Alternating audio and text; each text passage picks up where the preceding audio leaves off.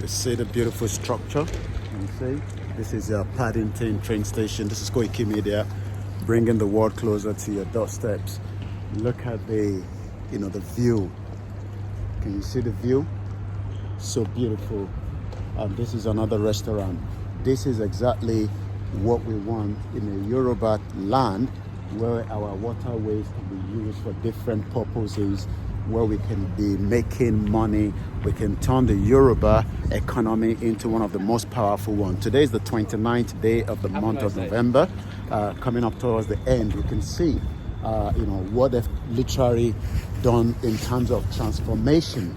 And if we talk about a Yoruba economy, a Yoruba independence away from Nigeria, this is exactly what we mean by that. So whatever you think, we want a Yoruba country, it has to be done now, and it has to be done by this generation. Koiki Media bringing the world closer to your doorstep from Paddington in London, as we continue to give you the best of the best when it comes to the current situation right here.